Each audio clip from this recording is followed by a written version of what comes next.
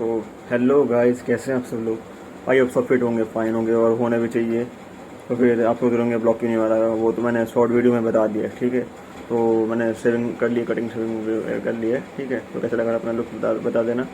और तो आज का ब्लॉग होने वाला है स्पेशल, ठीक है। ज़्यादा टाइम वेस्ट नहीं करते क्योंकि शॉर्ट वीडियो में बता दिया मैं ब्लॉग क्यों नहीं आ रहा था। और आज का टाइम वेस्ट नहीं करते। और आज का मौसम हो रहा है बहुत अच्छा, बारिश हो गई, ठंडी ठंडी हो गई है।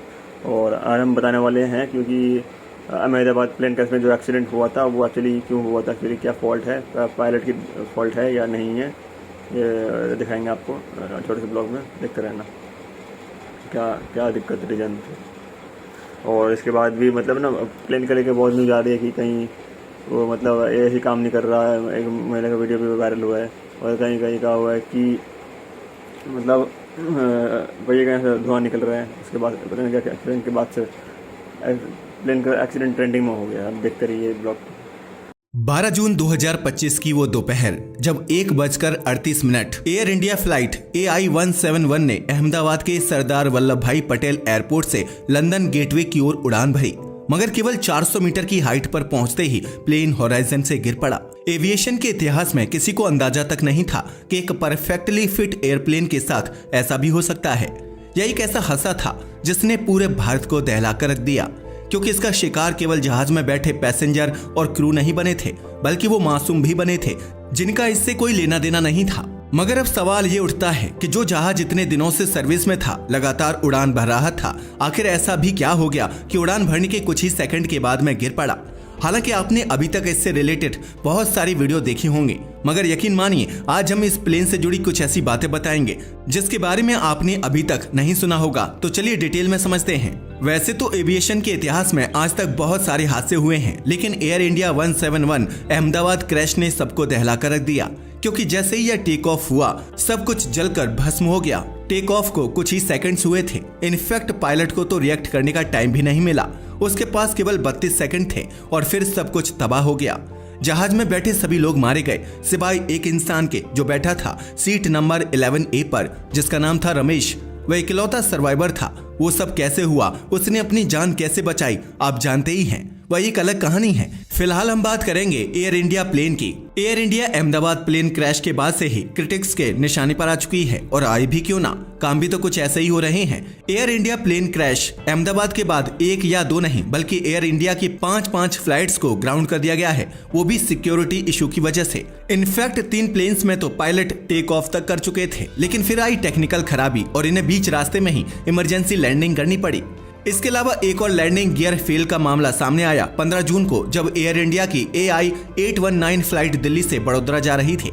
इसमें 168 पैसेंजर मौजूद थे, लेकिन टेक ऑफ करते ही पायलट ने नोटिस किया कि प्लेन का लैंडिंग गियर अंदर जा ही नहीं रहा था, ठीक वैसे ही जैसा अहमदाबाद प्लेन क्रैश में हुआ था। इसलिए उन्होंने समझदारी दिखाई और 29 मिनट ऊपर फ्लाई करने के बाद इमरजेंसी लैंडिंग करवा ली। 16 जून को भी कुछ ऐसा ही हुआ, जब Boeing 787 Dreamliner AI 315 flight take off के 90 मिनट बाद ही यू टर्न लेकर वापस लौट आया।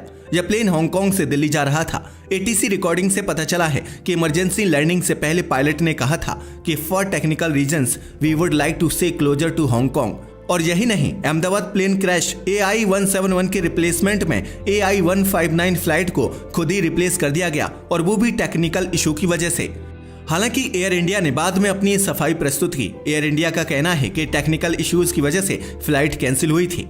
AI 180 बोइंग 777-200 LR जो सैन फ्रांसिस्को से मुंबई और कोलकाता जाती है, वहां कोलकाता में लिफ्ट इंजन की इशू की वजह से उसे भी ग्राउंड कर दिया गया। इनफैक्ट फ्लाइट 9113 जो दिल्ली से रांची जाती है, बोइंग 737 मैक्स 8 को भी टेक ऑफ के बाद वापस बुला लिया गया टेक्निकल इश्यूज की वजह से। अब तक 5 टेक्निकल इश्यूज सामने आ चुके हैं। 5 दिन में 5 इशू। जी हाँ, और उनमें भी 4 बोइंग के हैं और 1 एयरबस का। और सबसे बड़ा सवाल ये है कि ये सभी एयर इंडिया के ही हैं। हालांकि अब ऐसा लग सकता है कि शायद एक्सीडेंट के बाद सिक्योरिटी को बढ़ा दिया गया होगा, लेकिन क्या सच में ऐसा ही है? इसके बारे में तो अभी नहीं कहा जा सकता, लेकिन फिलहाल हम अहमदाबाद प्लेन क्रैश की पॉसिबिलिटीज की बात करते हैं कि आखिर इतना बड़ा हादसा हुआ तो हुआ कैसे।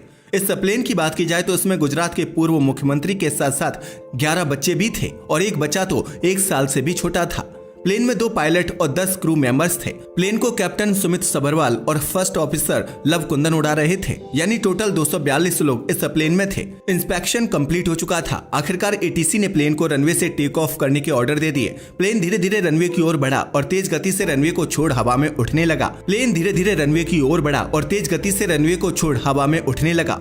इसने अपना एल्टीट्यूड गेन करना स्टार्ट ही किया था, तभी प्लेन में कुछ गड़बड़ी दिखाई देने लगी। प्लेन ऊपर उड़ने की बजाय नीचे झुकने लगा, मगर यह क्यों हो रहा था यह किसी को नहीं पता था। प्लेन के टेक ऑफ करने के केवल 30 सेकंड बाद प्लेन एक मेडिकल कॉलेज की छत से टकरा गया और हो गया यह हादसा। इस टकराहट से प्लेन का एक हिस्सा टूटकर वहीं अटक गया और प्लेन का बाकी हिस्सा कुछ और घरों को तोड़ते हुए क्रैश हो गया। प्लेन ने अभी उड़ान भरी ही थी, इसलिए इसका फ्यूल टैंक पूरा भरा हुआ था। बहुत ज्यादा फ्यूल होने की वजह से पूरा फ्यूल एकदम से ब्लास्ट हो गया और आग की इतनी ऊंची लपटें उठी कि दूर दूर तक दिखाई दी। यकीन मानिए यह तस्वीरें ऐसी थीं जिन्हें देखकर किसी भी इंसान की रूह कांप जाए। एयर फाइटर को बुलाया गया, लेकिन घंटों तक वह मामले को संभाल नहीं पाए। रेस्क्यू ऑपरेशन कई घंटे तक चलता रहा। चारों तरफ बस चीख पुकार थी। पूरे हादसे में केवल एक ही इंसान बचा और वह मलबे से निकलकर खुद अपने पैरों पर चलता हुआ बाहर आया था। दरअसल पैसेंजर रमेश बोला, दरवाजा टूटा और मैं सीट समेत नीचे गिर गया। यह किसी चमत्कार से कम नहीं है। इस हादसे में प्लेन में मौजूद 241 लोगों के साथ 29 लोग और मारे गए, यानी इस हादसे में कुल 270 लोग मारे गए हैं। ग्राउंड पर प्लेन के अलावा 29 लोगों के मरने की पुष्टि हो चुकी है। एयर इंडिया के बोइंग 787 का यह पहला ऐसा हादसा है जिसमें पूरा का पूरा प्लेन तबाह हो गया। अब सवाल यह उठता है कि प्लेन को तो हर टेक ऑफ से पहले पूरी तरह से जांचा जाता है, तो फिर इस प्लेन के साथ ऐसा क्या हुआ कि यह टेक ऑफ के चंद सेकंड में ही तबाह हो गया। इसे समझने के लिए आपको ब्लैक बॉक्स से मिली जानकारी का इंतजार करना पड़ेगा, मगर उसमें अभी काफी समय लगने वाला है। लेकिन फिलहाल कुछ स्टैटिस्टिक्स और मौजूद वीडियो के माध्यम से हम इस पूरे मामले को समझने की कोशिश करते हैं, और इसके लिए सबसे ज्यादा इंफॉर्मेटिव है फ्लाइट रडार 24।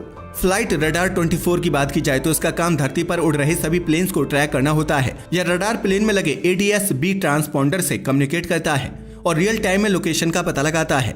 जब फ्लाइट 171 ने टेक ऑफ किया था तभी से यह सब कुछ रिकॉर्ड कर रहा था, लेकिन जैसे ही प्लेन 625 फीट की ऊंचाई पर पहुंचा तो अचानक से यह प्लेन रडार के ट्रांसपॉन्डर से डिस्कनेक्ट हो गया। मगर अब सवाल यह उठता है कि 625 फीट की ऊंचाई पर तो कोई बिल्डिंग भी नहीं थी, तो आखिर ऐसा क्या हुआ था कि रडार का कनेक्शन इससे कट गया। इससे साबित होता है कि क्रैश होने से पहले प्लेन में कुछ तो ऐसा हुआ होगा जिससे प्लेन का ट्रांसपॉन्डर बंद हो गया और फ्लाइट रडार 24 डिस्कनेक्ट हो गया। लेकिन वह क्या था इसके बारे में कुछ नहीं कहा जा सकता, पर अगर ध्यान से देखें तो समझ आता है कि कोई भी इलेक्ट्रॉनिक डिवाइस हो वह इलेक्ट्रिसिटी से ही चलती है और प्लेन को इलेक्ट्रिसिटी उसके इंजन से मिलती है। तो हो सकता है कि प्लेन के इंजन में प्रॉब्लम हुई होगी। मगर सवाल ये है कि अगर प्लेन के इंजन में प्रॉब्लम हो जाती है तो प्लेन को इलेक्ट्रिसिटी मिलनी बंद हो जाती है। शायद इसी वजह से ट्रांसपॉन्डर बंद हो गया होगा, क्योंकि प्लेन में इलेक्ट्रिक फेल्योर हो गया होगा। बट इलेक्ट्रिक फेल्योर को अगर रीजन मान लिया जाए तो इलेक्ट्रिक फेल्योर से कोई भी प्लेन नीचे नहीं गिरता है, जबकि यह प्लेन धीरे धीरे नीचे आया और गिर गया। और ऐसा केवल एक ही कंडीशन में हो सकता है, जब इंजन पावर को जनरेट ना कर रहा हो। वैसे इंजन फेल्योर को इतना बड़ा मुद्दा इसलिए बनाया जा रहा है क्योंकि जहाज की कुछ वीडियोस सामने आई हैं जिनमें क्लियरली एक पार्ट निकला हुआ नजर आ रहा है और यह पार्ट रैम एयर टरबाइन का हो सकता है। अगर रैम एयर टरबाइन की बात की जाए तो यह ऑटोमेटिकली तभी अपना काम करना स्टार्ट करता है जब प्लेन के दोनों इंजन फेल हो जाएं। अगर वीडियो में दिखाई देने वाली रैम एयर टरबाइन ही है तो प्लेन के दोनों इंजन फेल हो गए होंगे। इसलिए इन सब चीजों को ध्यान में रखते हुए कहा जा सकता है कि प्लेन के क्रैश होने से पहले ही प्लेन में गड़बड़ी हो गई होगी। इस बात पर यकीन इसलिए भी किया जा रहा है क्योंकि फ्लाइट 171 ने मेडे कॉल किया था, और यह तो आप जानते ही हैं, मेडे तभी किया जाता है जब प्लेन में कोई ऐसा खतरा आ जाए जिससे प्लेन क्रैश हो सकता है। यानी जब पायलट ने मेडे कॉल किया तब प्लेन रनवे के आसपास के आखिरी छोर में रहा होगा और यहीं से गड़बड़ी की शुरुआत हो गई होगी। मगर अब सवाल यह उठता है कि अगर पायलट को पहले से पता चल गया था तो उन्होंने उड़ान भरी ही क्यों? उन्होंने ब्रेक लगाकर प्लेन को क्यों नहीं रोका? लेकिन इस बात में पायलट को दोषी नहीं ठहराया जा सकता, क्योंकि आपको प्लेन की स्पीड के बारे में थोड़ा समझना पड़ेगा। असल में किसी भी प्लेन को टेक ऑफ करने से पहले 3 तरह की स्पीड से होकर गुजरना पड़ता है, जिसमें शामिल होती हैं V1, VR और V2। V1 स्पीड की बात करें तो इस स्पीड पर प्लेन रनवे पर दौड़ रहा होता है और पायलट के लिए यह वह आखिरी पल होता है जब उन्हें डिसाइड करना होता है कि प्लेन को रोका जाए या फिर टेक ऑफ किया जाए।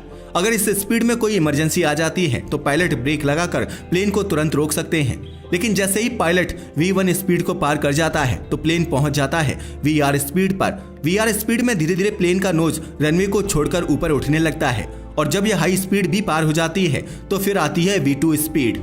V2 स्पीड प्लेन की वह स्पीड होती है जब प्लेन सेफ मोड में चला जाता है। इस एल्टीट्यूड में अगर कोई इमरजेंसी हो जाए जैसे प्लेन का एक इंजन फेल हो जाए या कोई और घटना, तब भी प्लेन V2 स्पीड में एक इंजन के सहारे उड़ान भर सकता है। लेकिन VR स्पीड की बात करें तो ये वो कंडीशन है जब रनवे पर प्लेन कुछ दूर रन करके हवा में उड़ने वाला होता है। तब ऐसी कंडीशन होती है कि अगर कोई इमरजेंसी हो जाए, कोई इंजन फेल हो जाए, तो पायलट ब्रेक नहीं लगा पाएगा, क्योंकि प्लेन की स्पीड इतनी ज्यादा होती है कि वो रुक ही नहीं सकता। यहाँ पर पायलट प्लेन को ऊपर नहीं उड़ा पाएंगे, क्योंकि प्लेन की स्पीड भले ही V1 स्पीड से अधिक हो, मगर यह स्पीड इतनी ज्यादा भी नहीं है कि एक इंजन के सहारे प्लेन उड़ सके, और इन दोनों ही कंडीशंस में प्लेन क्रैश हो जाएगा। इसलिए प्लेन में सबसे बड़ा खतरा तब होता है जब प्लेन VR स्पीड में होता है। ऐसा इसलिए क्योंकि प्लेन ना तो ऊपर उड़ सकता है और ना ही ब्रेक लगाकर रुक सकता है। और अगर एयर इंडिया फ्लाइट 171 के पूरे केस को देखा जाए तो समझ में आ जाता है कि अगर एयर इंडिया में इंजन फेलियर हुआ होगा तो वह प्लेन की VR स्पीड में ही हुआ होगा। तभी तो पायलट ना ब्रेक लगा पाए और ना ही कुछ और कर पाए, हालांकि पायलट ने मेडे कॉल की थी। इसके अलावा एक्सपर्ट्स एक और थ्योरी को सही मान रहे हैं, और वह है हीट। दरअसल यहाँ पर टेम्परेचर 40 डिग्री के आसपास था, तो हो सकता है कि प्लेन धूप में खड़ा होने से प्लेन के टैंक का फ्यूल का टेम्परेचर बढ़ गया होगा, शायद इसलिए आग इतनी जल्दी लग गई। लेकिन यह तो केवल कुछ ही बातें हैं जिनके बारे में शायद आपने सुना होगा, लेकिन अब हम आपको बताने जा रहे हैं वह वाकई रोंगटे खड़े कर देने वाला है। ज्यादातर लोग इंजन फेलियर को ही क्रैश का रीजन मान रहे हैं, लेकिन अगर इंजन फेलियर हुआ था तो इंजन से कोई स्मोक या फिर फायर क्यों नहीं दिखाई दे, और आखिर दोनों इंजन एक साथ कैसे फेल हो सकते हैं। वैसे एयरबस और बोइंग अपने मैनुअल में हर केस के फेलियर की एक रेमेडी देते हैं। पायलट्स को सब कुछ पता होता है, लेकिन अगर दोनों इंजन एक साथ फेल हो जाएं, वो भी टेक ऑफ के तुरंत बाद, तो इसका कोई भी प्रोसीजर है ही नहीं, क्योंकि इसकी प्रोबेबिलिटी इतनी कम है कि आज तक इसका कोई प्रोसीजर बनाया ही नहीं गया, क्योंकि ऐसा हो ही नहीं सकता। लेकिन 12 जून को ऐसा हुआ और प्लेन क्रैश होकर बीजे मेडिकल कॉलेज के हॉस्टल पर टकराया, जिससे 270 लोगों की मौत हो गई। तो ये थी कहानी एयर इंडिया के प्लेन क्रैश की। वैसे आपका इसके बारे में क्या ख्याल है? अपनी राय को हमें कॉमेंट करके बताना ना भूलिएगा। साथ ही अगर आपको हमारी वीडियो पसंद आई हो तो इसे लाइक कीजिए और हमारे चैनल को सब्सक्राइब करें। धन्यवाद। हाँ जी, तो फिर वीडियो में जैसे कि आपने देख लिया होगा क्या क्या चीज़, क्या मामला, पूरा मामला क्या चीज़ है। तो ये रहा हमारा plane crash, Ahmedabad plane crash वाला ब्लॉग। तो कैसा लगा आप सब लोग बता देना कमेंट में एक बार, ठीक है। और सब्सक्राइब, नए न्यूज़ यूज़र हैं जो भी है देख रहे हैं वो सब्सक्राइब कर लीजिए हमारे चैनल, बेल आइकन के बटन को दबाना ना भूलना, ठीक है। आपने शेयर भी कर लीजिए ताकि और लोगों को मालूम पड़ जाए। तो हम चीज़ें रियल असली दिखाते हैं, इसीलिए हमारे चैनल का नाम है रियल राजा राइडर, ठीक है। और मौसम, सावन के मौसम में भी बड़े बड़े ब्लॉग आने वाले हैं, आपसे ब्लॉग होंगे। डेली तो नहीं होंगे, पर कोशिश करेंगे डेली करने की, मगर नए नए कंटेंट, अब तो हमारा कंटेंट है, क्यों नहीं ब्लॉग हुआ था वो हम बता देंगे, ठीक है। वो शॉर्ट वीडियो में आप देख लेना, बता शॉर्ट वीडियो में जिसमें 200 व्यूज़ आए, उसमें मैंने बोल दिया है कि मैं ब्लॉग क्यों नहीं कर रहा था, ठीक है। और अगले ब्लॉग में मिलते हैं, उसमें भी कुछ खास होगा, ठीक है। अब तक के लिए राम राम भाइयों, ठीक है, बाय, अस्सलाम वालेकुम, टेक केयर, स्वीट।